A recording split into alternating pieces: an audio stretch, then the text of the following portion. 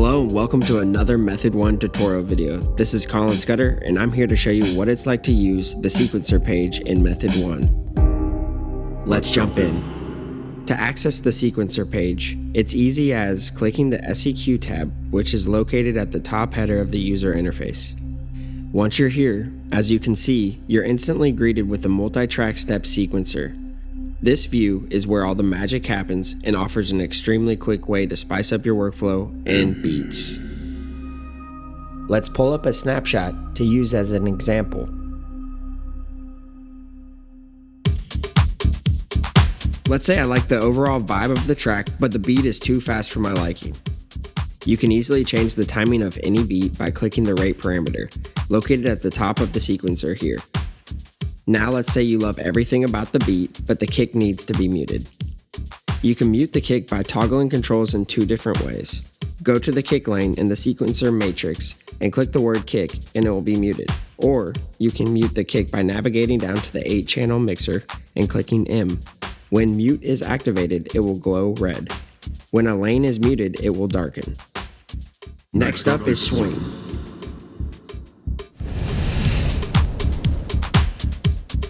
So, you have your beat, but if your drums aren't hitting the right pocket in terms of rhythm, go to the swing parameter here. You can make your beat sound more human-like by adding a little bit of swing, or make your beat sound like a lazy sack by adding even more swing. Hear the difference? It's a subtle but a classic strategy for really making your drums vibe. Now let's make a couple variations of this beat. Let's take a look at Method 1's patterns. Method 1 has 12 pattern slots available. This is the place where you can create your own drum patterns and variations. A star indicates the currently selected pattern. You can cycle through these patterns using the keys D5 to C#6. You can also use key C5 to start and stop the sequencer. And C#5 will place the sequencer in and out of record mode for live performances. If you haven't figured out where the sounds are placed on the keyboard, we've mapped them to C3 through G3. Also, remember you can rearrange the placement by using the MIDI learn feature.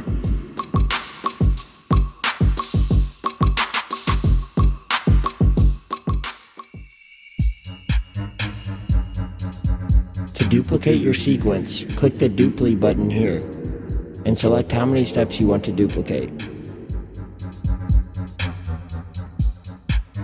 And the current sequence will be duplicated until it is double its current length, or until there are no available steps remaining. Sequence copy copies the currently selected sequence to memory. When enabled, the current sequence pattern will be copied and replaced by the next sequence pattern. Click to copy pattern 1, and then click on pattern 2. You will now have two identical patterns on pattern 1 and pattern 2.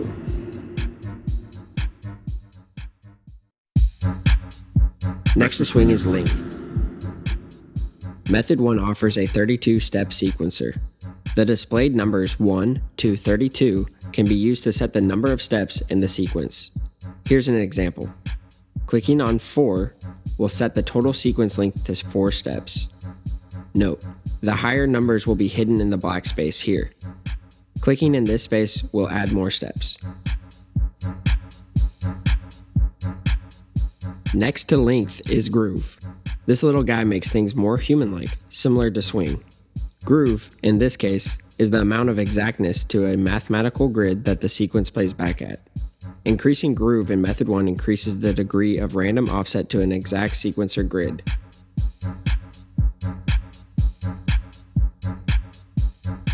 Now I need to add a little flair to this beat. Below we have the accent and flam time lane. This is a shared lane between the accent and flam time. To toggle between the accent and flam time, hover over the name, click it, it will now be highlighted blue. You will notice the arrow will be pointing at the currently selected control. Let's talk accents. Accent emphasizes a note that it's applied to. Want one note to stand out in the mix? Add some accent.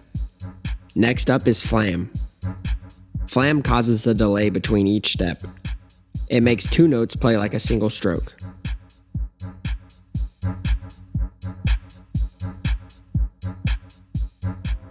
By using a key command, these lanes take on a secondary function. Hold command while dragging across the step, and it will clear the selected sequence lane steps. Holding shift will allow the fine-tuning and drawing of all 127 velocity levels precisely. Use right-click to draw across multiple steps.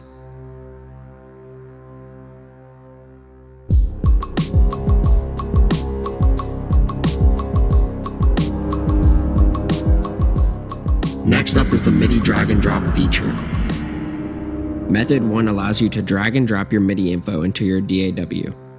To do so, click DD located on the left-hand side of the user interface. Clicking this button will build an exportable MIDI sequence of the current sequencer pattern. Once the MIDI build process has completed, this button will turn blue. Once blue, you can now click and drag from this area to export a MIDI sequence to your DAW or desktop. There are two main things you should note about MIDI drag and drop. 1. Any changes to the note sequencer will require the MIDI build process to be retriggered. 2. When clicking on DD, you will also notice that the note sequence lanes will now be blacked out and the sync will be enabled. The reason is so that the effects sequencer stays in sync with your MIDI information. To disable this, click the clear button here. This has two functions: sequence lane mute all and clear MIDI link. The first function mutes the output of all drum voices and will darken all sequence lanes. The secondary function of this is disabling the MIDI drag and drop link between the effects sequencer.